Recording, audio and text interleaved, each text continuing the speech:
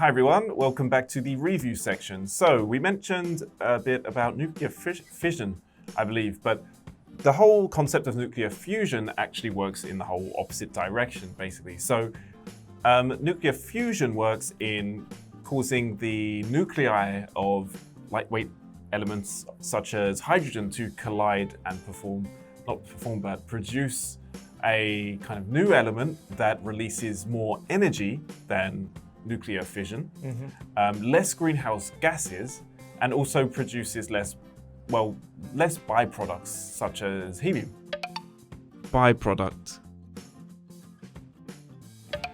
Now, it's not just Zap Energy and Chevron who are trying to do a project like this. There is, in fact, other companies who are engaging in their own projects. We have ENI in Italy who have their own project going, and we have the Norwegian state oil company Equinor who have their own projects going. Now, we don't know which one of these projects is going to be the first one to make fusion a viable product. I have a question for you. What form of renewable energy do you think that the UK would benefit from the most? My parents have sun panels on their home. Okay. They only have like one, and I think it's enough to power the house for like 6 hours. Oh wow. Yeah. Just one panel?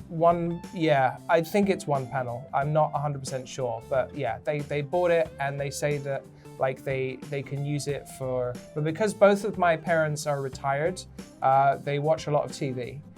So that renewable energy goes quick. But if I had to guess, I would say solar power, because it seems like solar power is the one thing that might be viable in the future. Right. And although people typically think of the UK as being quite cloudy and we don't get much sunlight, the UV rays from sunlight easily pierce the clouds and can produce a lot of energy on solar panels. So I also agree with you. Solar panels definitely seem like the way to go. And I notice more and more.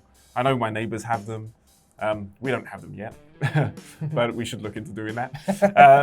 But I'm curious, like, we work for the same company. So, what industry are we in? And, the article talks about byproducts, but are there any byproducts of the industry we work in? The main byproduct is all of you can speak really good English. Right.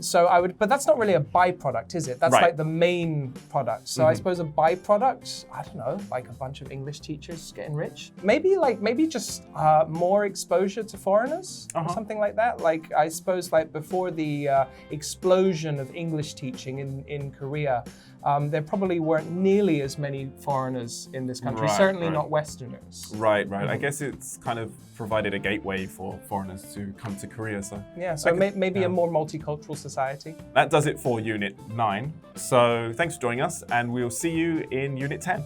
Take care.